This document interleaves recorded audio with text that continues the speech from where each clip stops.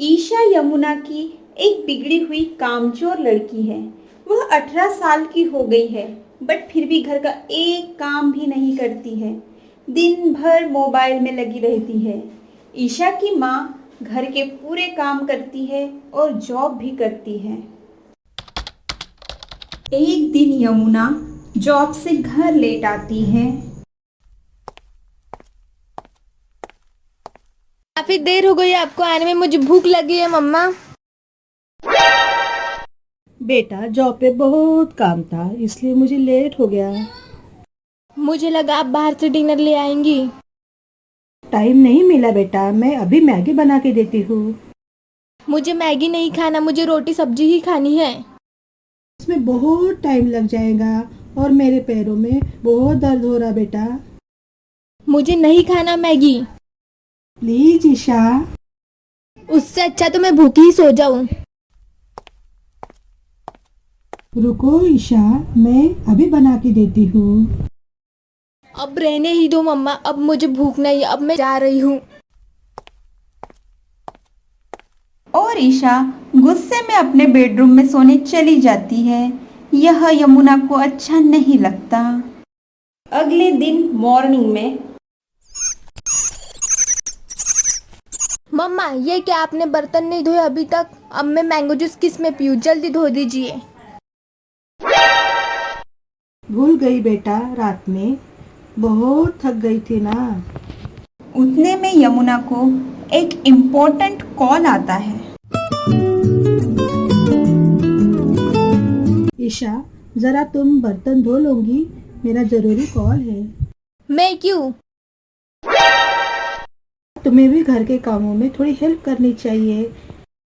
आप मॉम है, ये आपका काम है।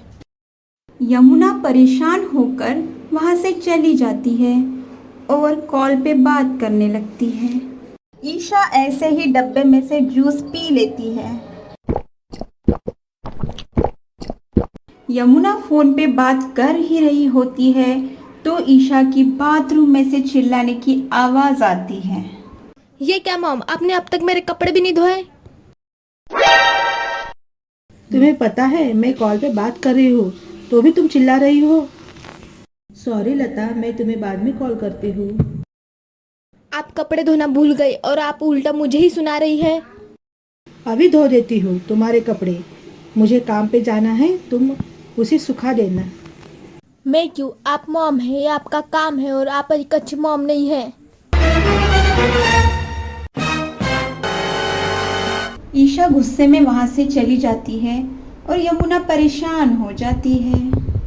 दूसरे दिन ईशा की बहन गीता और उसकी बेटी बिन्नी घर आते हैं।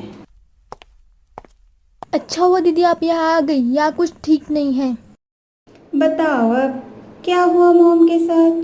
तुम फोन पर बहुत परेशान लग रही थी। अब कहाँ से शुरू करूँ? वो मेरे कोई भी काम नहीं करती है, ना ही खाना बनाती है, ना बर्तन धोती है और ना ही कपड़े धोती है। तभी तो मैं इतनी परेशान हूँ। जितना हो पा रहा होगा उतना वो कर रही होगी। अब तुम रहने ही दो। अगर मैं माँ होती तो ऐसे लापरवाही कभी नहीं करती। एक बात कहूँ, माँ बनने के बाद ही समझ आता है कि माँ बनना कितना मुश्किल होता है।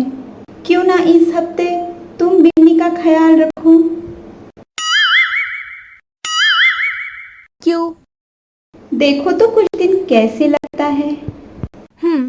इतना मुश्किल भी नहीं है, बहुत आसान है यह तो। चलो ठीक है, मुझे वर्क फ्रॉम होम है, वो मैं कर लेती हूँ। और गीता वहाँ से चली जाती है और अपने काम में लग जाती है। मासी, मुझे बहुत भूख लगी है। ओके, एक मिनट रुको, मैं कुछ लाती हूँ। सैंडविच खाऊंगी? नहीं, कल ही खाया था, कुछ और खाना है। फिर क्या खाऊंगी? नूडल्स। ठीक है, बना देती हूँ। ईशा किचन में देखती है तो पूरे बर्तन धोने बाकी रहते हैं। उसे वो एक एक करके धोना चालू कर देती है। बर्तन धोने के बाद वह नूडल्स बनाती है बट वह अच्छे से कोई भी काम नहीं कर पाती है क्योंकि उसे काम करने की आदत नहीं है। अब वह थकने लग जाती है। बिन्नी को खाना देने के बाद ईशा ने किचन साफ किया। अब उसे बहुत गुस्सा आने लगता है कि क्यों उसने बिन्नी का ख्याल रखने को हाँ कहा था। अब उसे समझ आने लगता है कि माँ होना कितना मुश्किल हो सकता है। तभी गीता वहाँ आती है। कैसे चल रहा है सब? एकदम बेकार, मैं तो थक चुकी हूँ। क्या कह रही हो? सिर्फ कुछ घंटे ही तो हुए हैं। मासी, मुझे भूख लगी है। फिर से? दीदी रहने दो, अभी तुम कुछ बनाई दो ना। बट निशा, यह इतना भी मुश्किल नहीं है, तुम कर लोगी। या मैंने खुद को कहाँ फंसा लिया है। उतने में निशा की मॉम घर आती है। नानी माँ। अच्छा हुआ आप आ गई। क्या हुआ? सब ठीक है ना? नहीं, कुछ ठीक नहीं है। मैं बनी का ख्याल रख रही थी बट काम खत्म ही नहीं हो रहे हैं। बट तुमने तो कहा था यह आसान है। सॉरी मॉम, इतने दिनों से मैं आपको परेशान कर रही हूँ, उसके लिए मुझे माफ़ कर दीजिए। कोई बात नहीं बेटा, बताओ क्या मदद चाहिए तुम्हें? क्या आप बिनी के लिए खाना बना देंगी प्लीज़? हाँ, बना दूंगी।